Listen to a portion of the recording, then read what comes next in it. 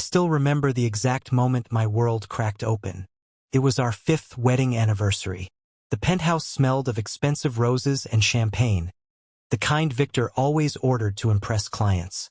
I'd spent the afternoon cooking his favorite, slow-braised lamb with rosemary, the recipe his mother taught me during those awkward early months when she still pretended to like me. My heat had just ended 2 days earlier. I was exhausted, still tender but hopeful. We hadn't tried for a child in months. Not since the last specialist shrugged and said, "Sometimes nature just doesn't cooperate." Victor walked in wearing that charcoal suit that made his alpha scent sharper, like cedar and storm. He didn't kiss me hello. He dropped his briefcase, poured himself a glass of scotch, and stared at me across the island like I was a problem he needed to solve. "Sit down, Elias," he said. "No pet name. No warmth." I sat, heart already sinking. "I had the final tests today," he continued, voice flat. "It's not me. It's you. You're infertile." The word landed like a slap. I blinked, waiting for the punchline. "But we'll keep trying" that never came. "I've been patient," he went on. 5 years. No heir. No future for the pack line. My father's retiring next month. The board expects stability, a family. You can't give me that. I opened my mouth, closed it. My throat burned. "We can adopt. Surrogacy. There are options." "No," he cut me off. "I need biological children. Strong alphas. Omegas who can carry without complications." "You're defective." Defective. The word echoed louder than infertile. I felt it carve into my chest. He pulled out divorce papers, already prepared, his signature bold and final at the bottom. "I'll give you a generous settlement," he said, almost kindly. "Enough to start over somewhere quiet. But I'm marrying again. Soon. Someone fertile. Someone useful." I stared at the papers until the ink blurred. Then I looked up at him, really looked. The man I'd bonded with at 22. The alpha whose mark still throbbed faintly on my neck when the moon was full. He looked relieved. I didn't cry. Not then. I signed. That night I packed one suitcase. Left the penthouse before dawn. Left the city. Left him. I moved to a small coastal town 3 hours away. Found a tiny apartment above a bookstore. Took a job shelving novels and recommending romances to tourists. Ironic, right? Surrounded by happy endings while mine lay in pieces. Months passed in a fog. I stopped tracking my heats. Stopped hoping. My body felt like a betrayal. Then one rainy afternoon, 6 months after the divorce, I fainted behind the counter. The bookstore owner drove me to the clinic. The doctor ran tests, frowning at the screen. "Congratulations," she said gently. "You're pregnant. Twins." I laughed. Then I sobbed. Then I laughed again. Twins. Victor had called me infertile, defective, and here I was carrying his children. I didn't tell him. Not a word. I disappeared deeper, changed my last name, built walls. The twins, Leora and Kai, arrived screaming into the world on a stormy spring night. They had Victor's dark hair and my hazel eyes. Leora was fierce from day one, Kai quieter, watchful. They were perfect. And they were mine. I raised them alone, worked double shifts, learned to function on 3 hours of sleep. Every time someone asked about their father, I smiled and said, "He's not in the picture." Years blurred. The twins turned 5, then 6. I thought I'd buried the past, until the invitation arrived. Gold embossed, heavy cardstock. "Victor Langford and Serafina Voss request the honor of your presence at their engagement gala." The event was in our old city, a grand ballroom at the top of Langford Tower, the same tower where Victor had once promised me forever. I stared at the card for a long time. Then I looked at my twins playing on the rug, Leora building a tower of blocks, Kai sketching wolves. They deserved to know their heritage. But more than that, Victor deserved to see what he'd thrown away. I RSVP'd yes, for old time's sake. And I wasn't going alone. Because somewhere between changing diapers and midnight story time, I'd met him. Rowan. Tall, broad-shouldered, alpha in every quiet, steady way. dark blonde hair always falling into storm-gray eyes. He owned the gym down the street from the bookstore. We started with coffee, then walks on the beach with the twins, then nights where he'd hold me while I cried about things I thought I'd forgotten. He never pushed, never demanded, just stayed. When I told him about the gala, he didn't hesitate. "I'll go with you," he said, kissing my forehead. "And if he looks at you wrong, I'll handle it." I believed him, because Rowan was everything Victor wasn't. Warm, protective, unafraid to show he cared. And the twins adored him, called him Ro with sticky-fingered hugs. So yes, I was going back, with my beautiful twins, with my alpha boyfriend who looked at me like I hung the moon, and I was going to ruin Victor's perfect night. Not with screaming, not with tears, with the truth he never wanted to see. The truth that I was never the broken one. He was. The gala was in 2 weeks. I bought a new suit, deep emerald, fitted just right. Something that made Rowan's eyes darken when I tried it on. I practiced my smile in the mirror. Sweet, calm, untouchable. And underneath it all, a spark of something dangerous. Revenge? Maybe. Justice? Definitely. Either way, Victor Langford was about to learn that some things you can't discard. Some things come back, twice as strong. And with backup. 2 weeks flew by in a whirlwind of nerves and quiet preparation. I stood in front of the full-length mirror in our little apartment, smoothing the emerald suit over my hips. The fabric caught the late afternoon sun slanting through the window and turned my skin golden. I looked expensive, polished, like someone who belonged in marble ballrooms again. Not like the tired single parent who still smelled faintly of baby shampoo and spilled juice most days. Leora burst into the room wearing her favorite purple dress. The one with the tulle skirt that made her look like a tiny angry fairy. "Mama, Ro says we're going to a fancy party. Will there be cake?" "Probably," I said, crouching to fix the crooked bow in her hair. "But remember the rules. Stay close to Ro or me. No running. No touching the champagne fountain." Kai appeared silently behind her, already in his little black suit, hands clasped like a miniature bodyguard. "I'll watch her," he promised solemnly. "She always runs." Rowan leaned in the doorway, arms crossed, watching us with that soft half-smile that still made my stomach flip after 3 years. He wore midnight blue, simple lines, perfect tailoring. Nothing flashy, just power held in check.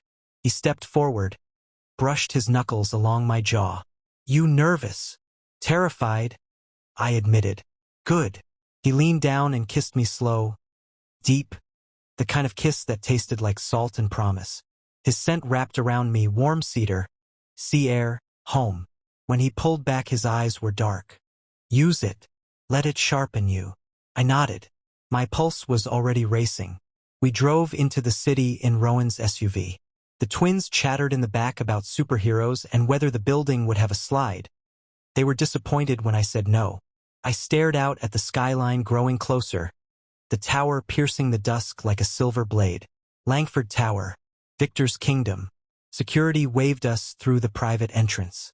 I gave my name, Elias Morrow, not Langford anymore. The guard's eyes flickered with recognition, but he said nothing. The elevator ride up was silent except for Leora humming a cartoon theme song. Rowan's hand rested warm and steady on the small of my back. The doors opened directly into the ballroom. Crystal chandeliers, black marble floors, floor-to-ceiling windows showing the glittering city below. Hundreds of people in designer clothes, alpha pheromones thick in the air, laughter sharp as glass. And there he was, Victor, center of the room like always. Charcoal tuxedo, perfect hair, arm around a tall, willowy Omega in silver Serafina Voss, the future Mrs. Langford. She was smiling the practiced smile of someone who knew cameras were watching. He hadn't seen me yet. I took a breath, squared my shoulders. Rowan squeezed my hand once. "We've got you." I let the twins walk ahead, each holding one of Rowan's hands. Heads turned. Whispers started. I felt the shift in the air the moment Victor's gaze landed on me. His smile froze, then his eyes dropped to the children. Leora waved cheerfully at everyone like she owned the place. Kai just stared back at Victor with those two old eyes of his. Victor's face went through 3 expressions in 2 seconds. Shock, calculation, panic. He excused himself from Serafina and cut through the crowd like a shark. "Elias," he said when he reached us. Voice low, controlled. "You came.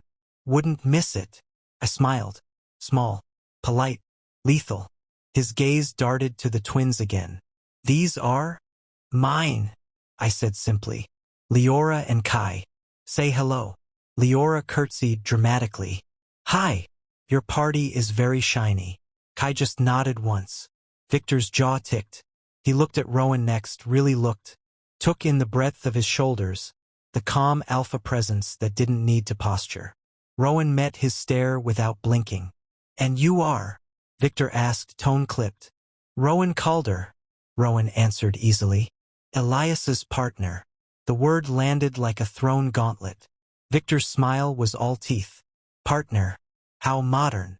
I felt Rowan's thumb stroke once across my knuckles. Calming. Claiming. Victor's eyes snapped back to me. "A word. Privately." I tilted my head. "Anything you need to say, you can say here." His nostrils flared. Alpha temper rising. But we were surrounded by board members, investors, photographers. He couldn't afford a scene.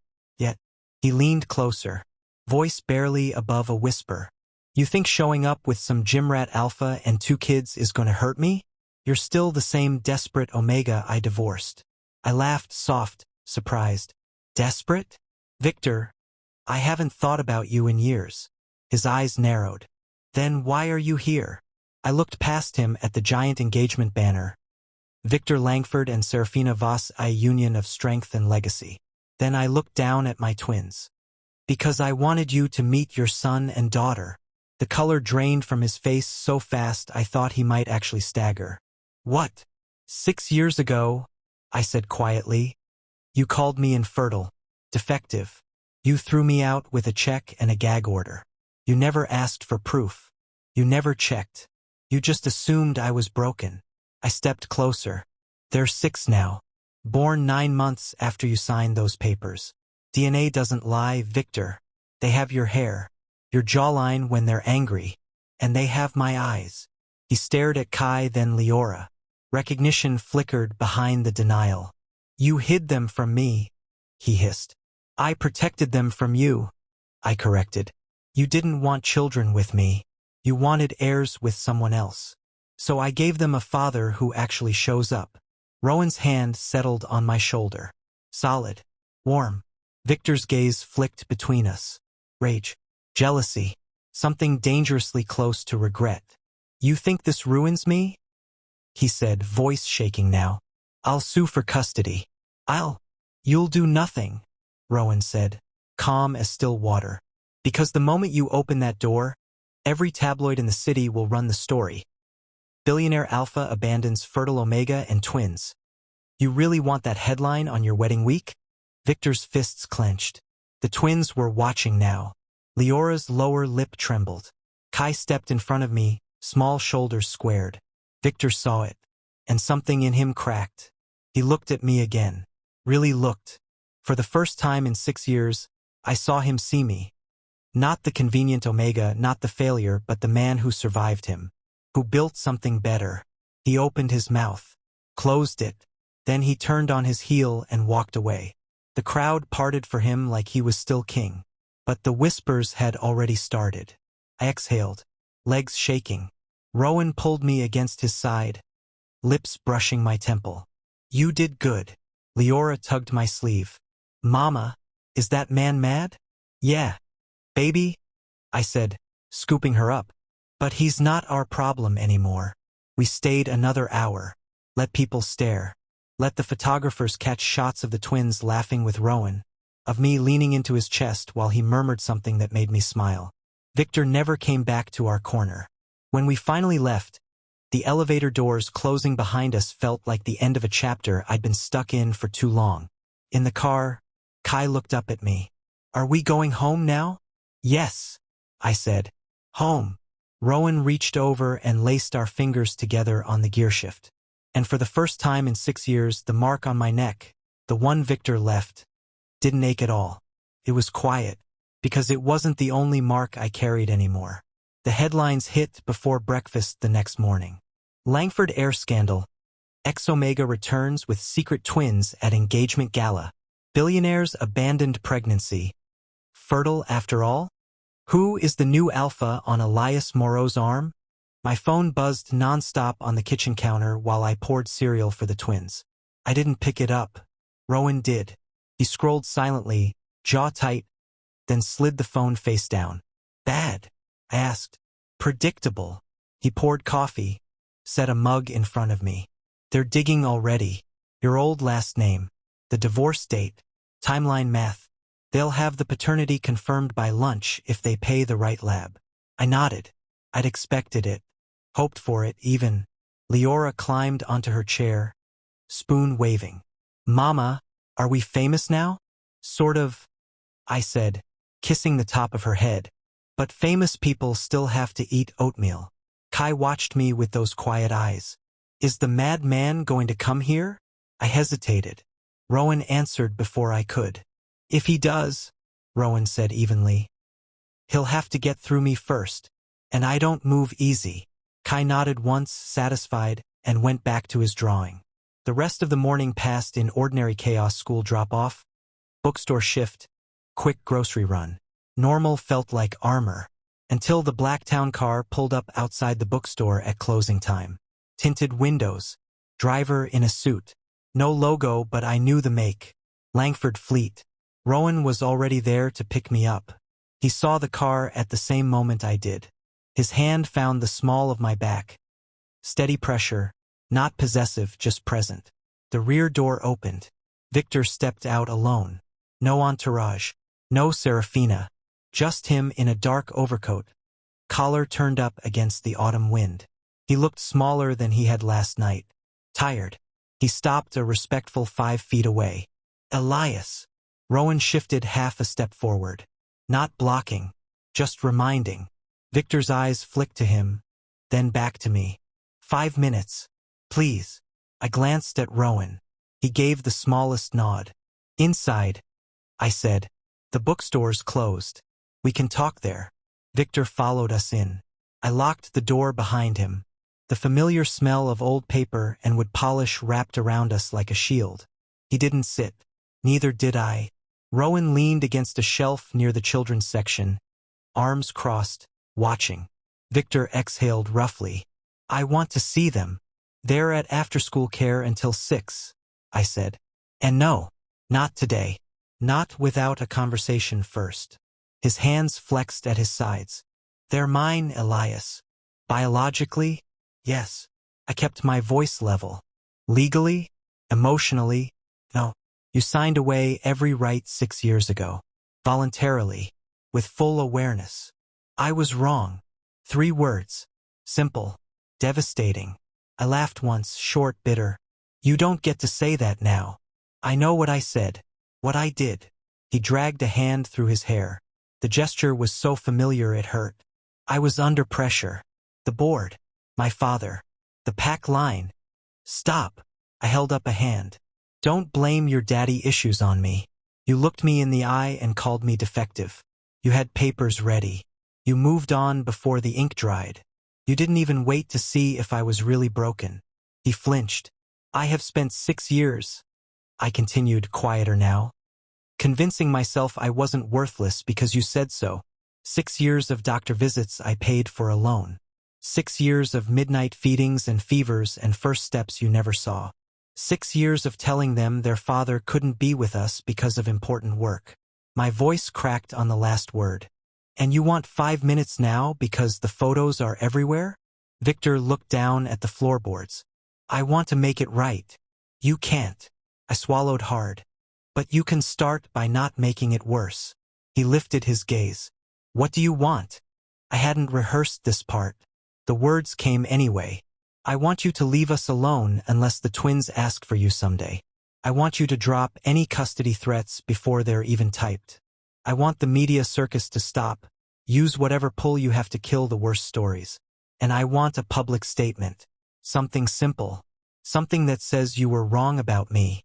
That the children are mine to raise. That you respect my family. His jaw worked. And if I don't? Then I go public myself. Full timeline. Medical records. The check you wrote me to disappear. Every text you sent telling me not to contact you ever again. I have screenshots, Victor. I kept everything. Not for revenge. For proof I wasn't crazy. Rowan made a low sound, approval, pride. Victor stared at me like he was seeing me for the first time. You've changed, he said softly. No, I corrected. I just stopped hiding. Silence stretched. Finally he nodded once. I'll make the statement. Tomorrow. And I'll kill the custody rumors before they start. Good. He hesitated. Can I, at least know their names? Properly. I softened just a fraction. Leora Elise. Kai Rowan. His eyes flickered at the second name. Recognition. Maybe pain. Rowan. He repeated quietly. After him. After the man who stayed. I said. No venom. Just truth. Victor looked at Rowan then, really looked. Not sizing up a rival. Measuring a better man. Rowan didn't blink. Didn't gloat. Just held the stare. Victor broke first. I'll go, he said. But Elias. I'm sorry. The words hung there. Heavy. Too late. But not meaningless. I didn't say I forgave him. I just said, prove it with actions. Not apologies. He nodded again. Turned. Paused at the door. If they ever want to know me, I'll be here. I didn't answer. The bell jingled as he left. Rowan crossed the room in 3 strides, pulled me against his chest. I buried my face in his shirt and let the shaking come. Quiet, controlled, the kind I only allowed when the twins weren't watching. He didn't speak, just held me, one hand stroking my back in slow circles, the other cradling the nape of my neck where his own mark would someday sit if I ever let myself be claimed again. When the worst of it passed, I pulled back enough to look up at him. You okay? He asked. Getting there. He brushed his lips over my forehead, then my cheekbone, then found my mouth, slow, deep, anchoring. The kiss tasted like salt from tears I hadn't noticed falling. His arms tightened, grounding me until my heartbeat steadied to match his. When we parted, he rested his forehead against mine. You were incredible, he murmured. Still are. I managed a watery smile. I had backup. Always. We picked up the twins 20 minutes later. Leora launched herself at Rowan the second she saw him. Kai walked straight to me and slipped his small hand into mine. Did the madman come back? He asked quietly. He did, I said. But he's not mad anymore. Just sorry. Kai considered that. Good. Leora was already chattering about a new art project. I looked over their heads at Rowan. He gave me that half-smile again, the one that said everything without words. We walked home together through the fading light. Victor's statement dropped online the next afternoon. Short, formal, devastating in its simplicity. Asterisk 6 years ago I made the worst mistake of my life. I wrongly accused my former partner, Elias Moreau, of infertility and ended our marriage under false assumptions. Elias gave birth to our twins, Leora and Kai, after the divorce. They are healthy, happy, and loved. Elias has raised them alone with strength and grace I never deserved. I will not interfere with their family. I wish them every happiness. Asterisk. Comments exploded. Some called him brave. Most called him an asshole who got caught. I didn't read them. I turned off notifications, poured juice for the twins, and let the world spin on without me for a while. Because for the first time in 6 years, I didn't feel like I was running from anything. I was standing still, and I wasn't alone. The world didn't stop spinning after Victor's statement, but it slowed. The paparazzi vanished from outside the bookstore within 48 hours. The online frenzy shifted to new scandals. Someone else's affair. A politician's leaked emails. We became yesterday's drama. I was grateful for it. Life slipped back into rhythm, softer now. Mornings started with Rowan making pancakes while I braided Leora's hair. Afternoons meant playground runs, story time at the shop, quiet evenings where the four of us curled on the couch watching animated movies until someone, usually Kai, fell asleep against my chest. Rowan never asked for more than I could give. He didn't push for acclaim, didn't demand explanations about the past. He just existed beside me, steady, warm, the kind of presence that made silence feel safe instead of empty. One Saturday, 6 weeks after the gala, he took the twins to the beach while I worked an extra shift. When they came home, sand in their hair and salt on their skin, Leora was clutching a small velvet box. "Ro said it's for you," she announced, thrusting it at me like it was treasure. I looked at Rowan. He rubbed the back of his neck, sheepish in a way I rarely saw. "Open it," he said quietly. Inside was a thin silver chain with a small pendant, a crescent moon cradling a tiny star. Simple, elegant, nothing flashy. "I know you're not ready for a mark," he said before I could speak. "Maybe never will be. But I wanted you to have something that says you're not alone. That we're building something real. No pressure. Just us." My throat tightened. I lifted the necklace, felt the cool metal against my palm. "Will you put it on?" I asked. He stepped behind me. His fingers brushed the nape of my neck. Gentle, reverent. The clasp clicked. The pendant settled just above my collarbone, cool against heated skin. Rowan turned me slowly. His eyes searched mine. "Beautiful," he murmured. Then he kissed me. Not rushed, not desperate. Deep and unhurried, like he had all the time in the world to taste every inch of my mouth. His hands framed my face, thumbs stroking my cheekbones. I melted into him, fingers curling into his shirt, breathing him in cedar, salt, safety. The kiss stretched until Leora giggled and Kai made an exaggerated "you" sound. We broke apart laughing, foreheads pressed together. "Thank you," I whispered. He just smiled, that half smile that always undid me. That night, after the twins were asleep, we sat on the tiny balcony overlooking the dark ocean, blanket around our shoulders, his arm around me, stars sharp overhead. "I've been thinking," he said after a long, comfortable silence. "Dangerous habit," he chuckled. "About the future, not pushing, just wondering." I leaned my head on his shoulder. "Wondering what?" "If you'd ever want more kids. Not now, not soon, but someday, with me." My heart stuttered, not from fear, from something warmer, brighter. "I used to think I was done," I admitted. "After the twins, after everything. I thought my body had proved its point, or failed it. I don't know." He squeezed me closer. "You didn't fail anything. I know that now." I traced the edge of the pendant with my fingertip. "But back then, Victor made me believe it. So deeply I stopped hoping. And now," I turned to look at him. Moonlight carved shadows under his eyes, turned his irises silver. "Now I look at Leora and Kai and think maybe I want them to have a little brother or sister. Someone who grows up knowing two parents who choose each other every day.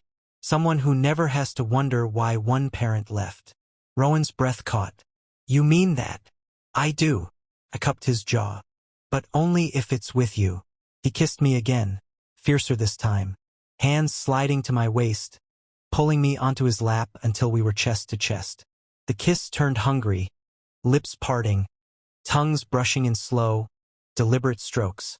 Heat pooled low in my belly, sweet and aching.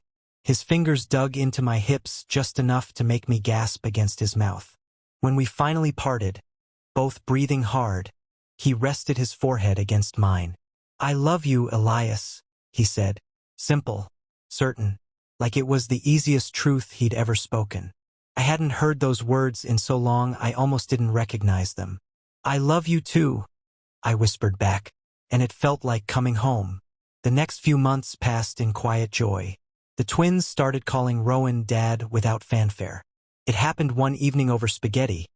Leora just said, "Dad, pass the cheese," and no one corrected her. Kai followed a week later, quieter, testing the word like it might break. Rowan's eyes went glassy both times, But he never made a big deal of it. Just passed the cheese. Just ruffled Kai's hair. Just kept being there. Victor stayed away. True to his word, he didn't push. Didn't show up unannounced. The occasional envelope arrived. Child support deposited quietly into an account I never touched. A handwritten note once, short and careful.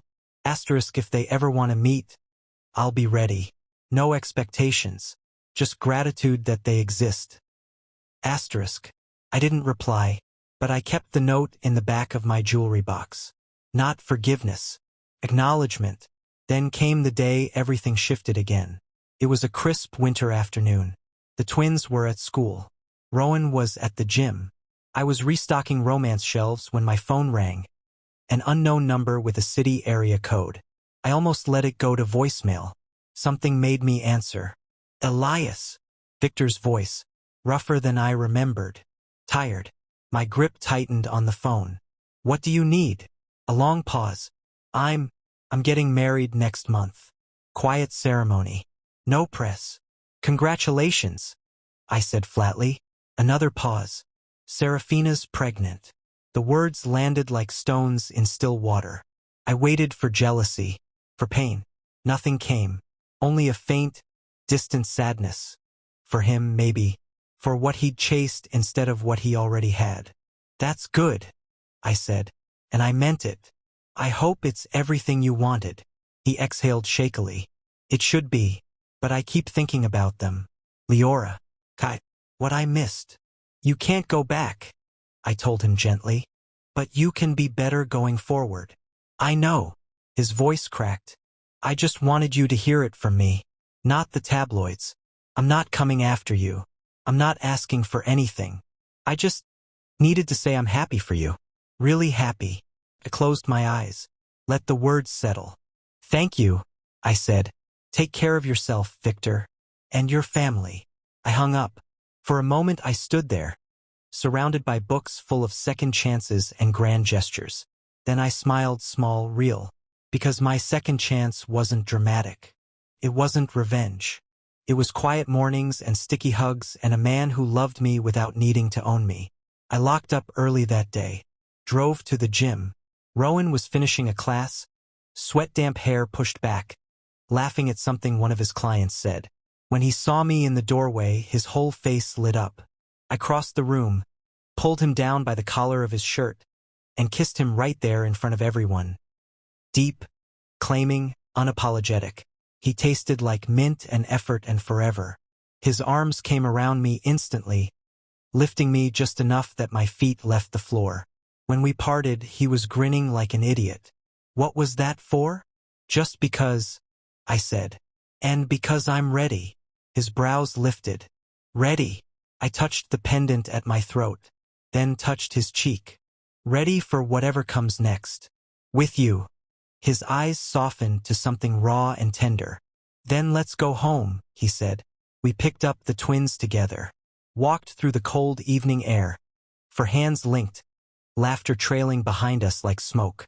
And for the first time, the future didn't feel like something to survive. Felt like something to live. Spring came early that year. Cherry blossoms lined the streets near the bookstore, petals drifting like soft pink snow. The twins turned 7 in March, Leora demanding a unicorn-themed party, Kai quietly requesting a telescope so he could see the wolves on the moon. We gave them both. Rowan proposed exactly 1 week after the birthday candles were blown out. Not on one knee, not with a crowd or fireworks. We were on the beach at sunset, the same stretch of sand where he'd first taken the twins to build castles.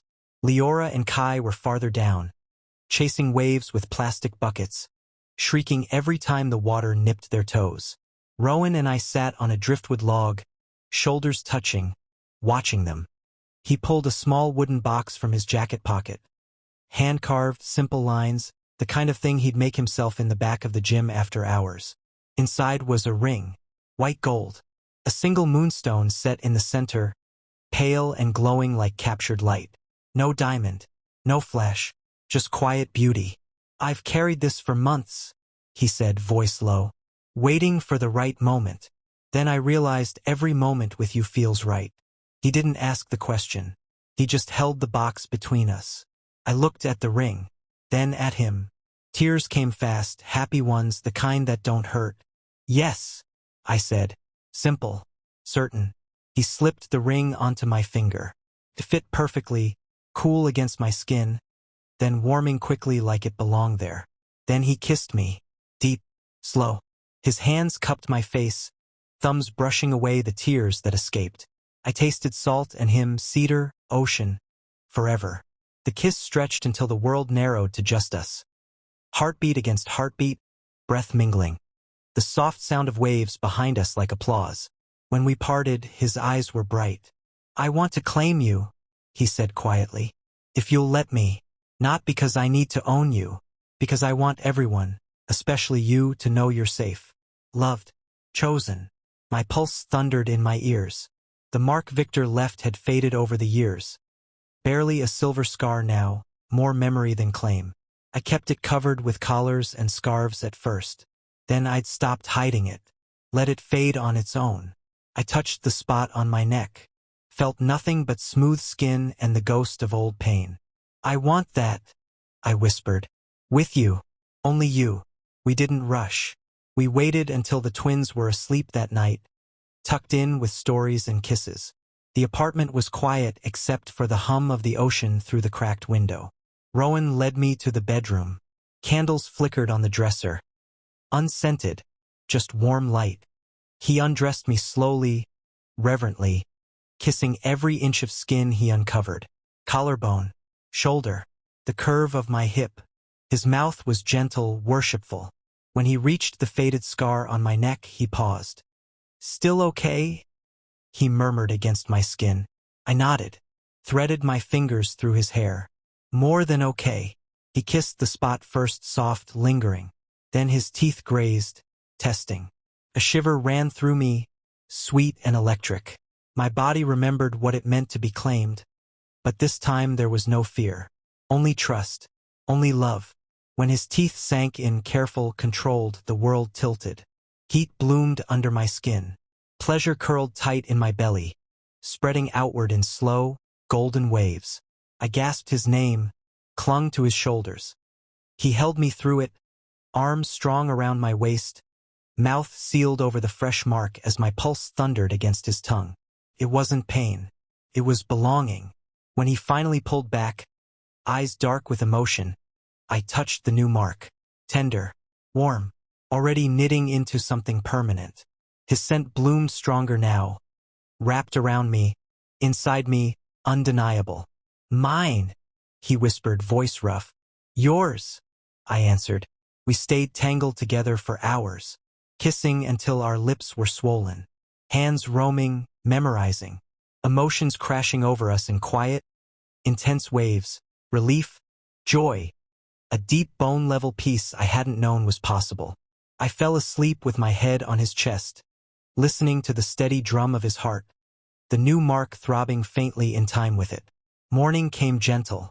The twins woke us by jumping onto the bed, demanding breakfast and, "Why does Dad smell different?" Leora's exact words. Rowan laughed, pulled them both into a hug that included me. "Because your mama said yes," he told them. Leora squealed. Kai just smiled, small, secret, pleased. We told them about the wedding over pancakes. Small, beachside, just family and a few close friends from the bookstore and gym.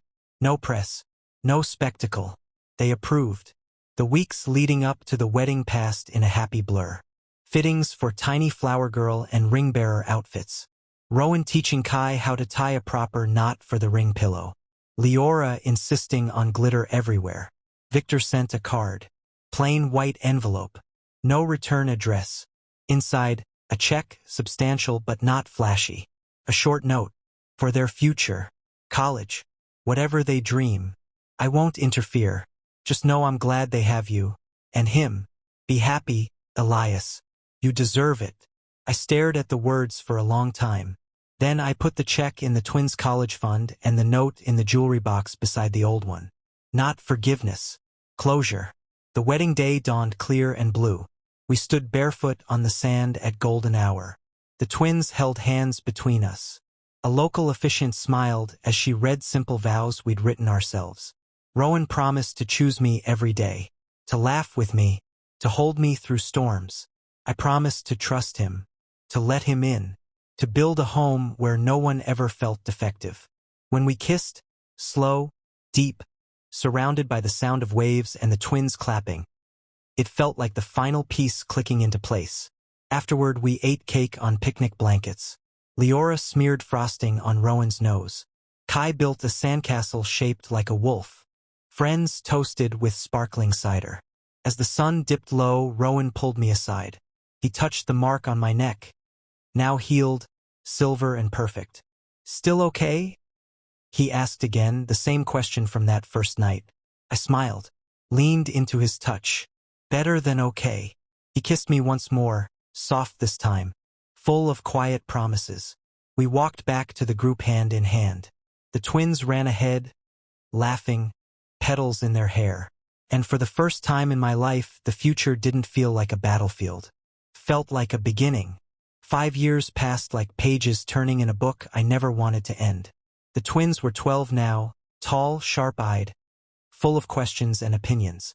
Leora had discovered debate club and argued circles around everyone, including me.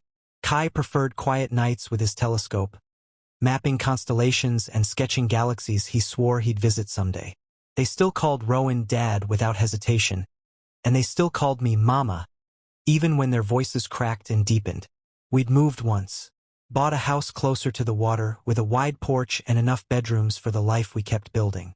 Rowan expanded the gym into a small community center. Free classes for kids, self-defense for Omegas, support groups no one had to pay for. I kept the bookstore but turned the back room into a tiny publishing nook. Self-published romances mostly, stories about second chances and chosen families. They sold quietly. That was enough. The mark on my neck had silvered beautifully over time. Rowan still brushed his fingers over it every morning, every night, like a ritual of gratitude. I did the same to the faint scar he carried on his left shoulder from a gym accident years before we met. We never needed grand gestures. Small ones were louder. One crisp October morning, the mail brought something unexpected. A thick cream envelope. No return address, but the postmark was from the city. Inside, an invitation. Victor Langford requests the pleasure of your family's company at the Langford Foundation Annual Gala, honoring families of resilience. A handwritten note was clipped to the back. Elias, Rowan, Leora, Kai. No pressure. No expectations. The foundation supports single-parent households, fertility challenges, and blended families. Your story, quiet as you've kept it, has quietly inspired a lot of people here. If you'd like to attend, even just to see what we're doing, the door is open. If not, I understand completely. Either way, I hope you're still happy. Victor. I read it twice, then handed it to Rowan without a word. He scanned it, brows lifted slightly. You want to go? He asked. I looked out the kitchen window. The twins were in the yard. Leora teaching Kai some ridiculous dance move, both of them laughing so hard they kept falling over.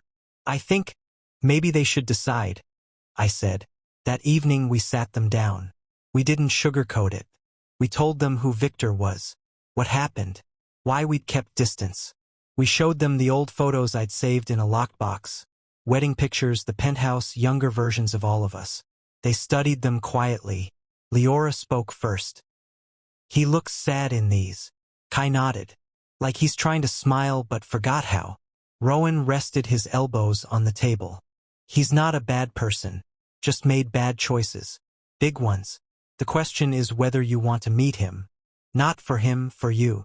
They looked at each other. Some silent twin conversation passed between them. Leora shrugged one shoulder. I want to see what he's like now. Not the stories. The real him. Kai was quieter. I want to know if he regrets it. Really regrets it. I felt my chest tighten. Not with fear. With pride.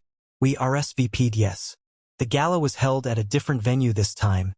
Smaller, warmer, glass walls overlooking a rooftop garden. No towering ballroom. No crystal chandeliers meant to intimidate. Just string lights, live music, tables full of people who looked like they belonged to real lives. We arrived as a unit. Rowan in charcoal, me in deep navy, the twins in outfits they'd chosen themselves, Leora in a flowing green dress, Kai in a sharp blazer over a graphic tee that read, "The moon is my nightlight." Heads turned. Whispers followed. But they were softer now. Curious, not cruel. Victor spotted us almost immediately. He was standing near the bar, talking to a board member. When his eyes found us, he excused himself mid-sentence. He walked over slowly. No entourage, just him. He looked older, lines around his eyes, silver threading his dark hair, but steadier, somehow. Less like a king, more like a man who'd learned to carry weight without crushing others. "Elias," he said, voice low. "Rowan." A nod to him, respectful, no challenge. Then his gaze dropped to the twins. Leora tilted her head. "You're Victor." He swallowed. "I am." Kai stepped forward half a step. "We read your note." Victor's eyes glistened. He blinked it away fast. "I meant every word." Silence stretched, just long enough to feel honest. Leora broke it. "Do you still think Mama was defective?" The question landed like a thrown stone. Clean. Direct. Victor didn't flinch. "No. I was wrong. Completely. Cruelly. I've spent years trying to make sure no one else ever feels that way because of me." Kai studied him. "Do you regret it?" "Every single day," Victor answered without hesitation. "Not because I lost status or an heir, because I lost the chance to know you, to know the family I could have had." He looked at me then. "I don't expect forgiveness. I don't expect anything. I just wanted you to see I'm trying to be better. For other people, if not for you." Rowan's hand settled warm on my lower back. I nodded once. "We came because they wanted to meet you, not to punish you, not to fix anything, just to see." Victor exhaled like he'd been holding his breath for years. "Would you like to walk with us?"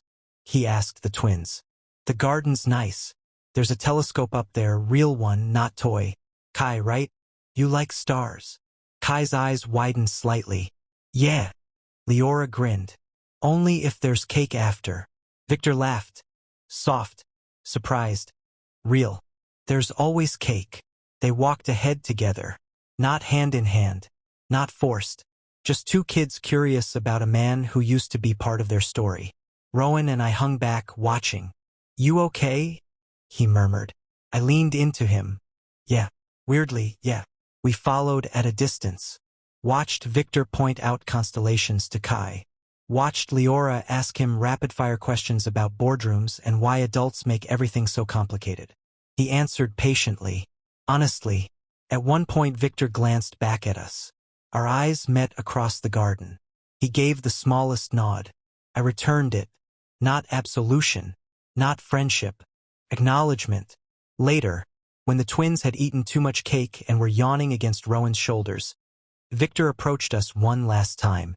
"Thank you," he said quietly. "For today. For them." I looked at my family. Sleepy, happy, whole. "You're welcome," I said. "Take care of yourself, Victor." He nodded again. Turned to leave. Then paused. "I'm proud of you," he said, almost too soft to hear. "All of you." He walked away. We didn't stay much longer. In the car on the way home, Leora mumbled from the back seat. "He's not so bad. Just late." Kai yawned. "He knows a lot about stars." Rowan reached over and squeezed my hand. I squeezed back. When we got home, we tucked them in. Kissed foreheads. Turned out lights. Rowan and I stood on the porch afterward, wrapped in the same blanket, watching the ocean glitter under the moon. "You think they'll want to see him again?" he asked. "Maybe. Someday. On their terms." He kissed my temple. "And you? I think I'm finally free of it. All of it." He turned me gently, cupped my face, kissed me slow and deep, the way he always did when words weren't enough. His lips moved over mine with quiet certainty, hands sliding to my waist, pulling me close until there was nothing between us but warmth and heartbeat. When we parted, he rested his forehead against mine. "I love you, Elias. Every version. Every day. I love you too." I whispered. Forever. We stayed like that a long time. Two people who'd found each other after the wreckage, who'd built something unbreakable from the pieces. Inside, the twins slept soundly.